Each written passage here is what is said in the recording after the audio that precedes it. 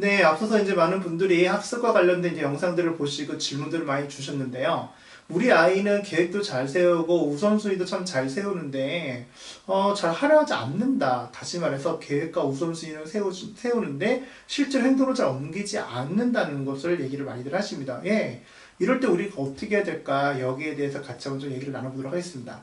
먼저는요, 제일 중요한 거는 그 아이가 현재 지금 자신이 해야 될 것에 대해서 부담스러워하는지 혹은 부담스러워하지 않는지를 명확히 살펴보실 필요가 있어요. 보통 아이들마다 집중하는 시간과 양은 다 달라요. 그리고 실제로 자기가 배웠던 것을 자기 것을 만드는 시간, 우리가 이것을 흔히 공부 소화 능력이라 하는데 이것조차도 전부 다릅니다. 그래서 어떤 친구는 40분 동안 배웠던 거 자기 거를 만드는 데 있어서 40분이 좋게 걸리는 친구가 있는가 반면에 어떤 친구는 20분이면 끝나는 친구가 있고 어떤 친구는 80분이 걸리는 친구도 있어요. 이게 다 달라요. 학습 능력이 그만큼 다 다르다는 것이죠. 근데 중요한 거는 그 아이가 우선 계획과 우선순위를 세웠음에도 불구하고 잘 지키지 않으려 했던 이유가 제가 경험상으로서 보통 한 세 가지가 있습니다.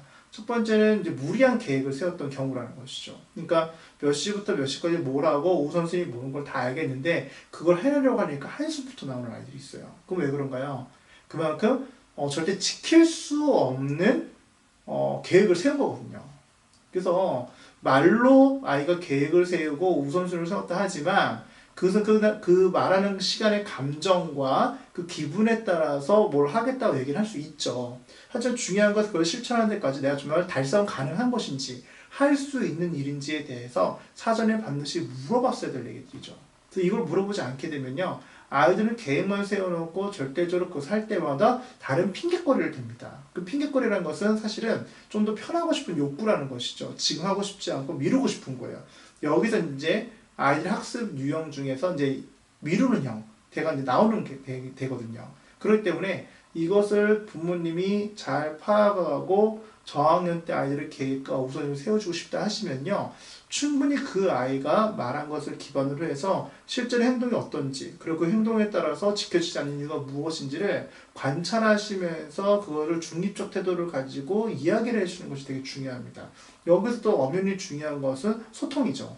그러니까 소통을 한다는 얘기는 내가 내 아이를 내가 인격적으로 존중한다는 뜻이고 그 인격적으로 존중 가운데 그 아이가 자기가 존중받는다는 느낌을 받게 되면요.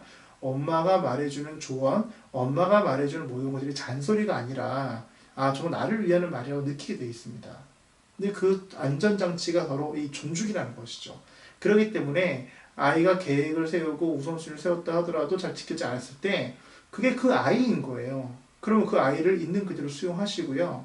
그러면 그것이 계획이 너무 크지 않았는지, 그리고 달성 가능한 것인지, 그리고 측정이 가능한 것인지, 이 세 가지만 생각해 보시고, 아이가 실제로 말했던 계획과 우선순위가 합당한 것인지, 합리적인 것인지를 파악하신 다음에 다시 한번 재조정해 주시는 게 필요합니다. 그래서 그 재조정해 주시는 그 시간을 적어도 일주일 동안 둬보시고, 실제로 돌려보시고, 실제로 그 시간을 많고 사건들을 돌려보신 다음에 아이하고 그 짰던 계획과 우선순위를 갖고 충분히 소통하시는 것이 필요해요. 그래서 때에 따라서는요, 빈칸으로 만들어 두실 것도 필요합니다. 그래서 아이가 때로는 쉬고 싶고, 아이가 좀 템포가 좀 호흡이 좀 긴 친구들 같은 경우에는 생활 속에서 계획과 우선순위를 짰다 하더라도 그 안에서 블랭크, 다시 빈칸을 만들어 놓고 좀 더 쉬어갈 수 있는 템포들을 좀 만들어 주신 다음에 아이가 시간이 지나면서 그 호흡을 조절할 수 있게끔 그리고 그 빈칸을 조절해 갈 수 있게끔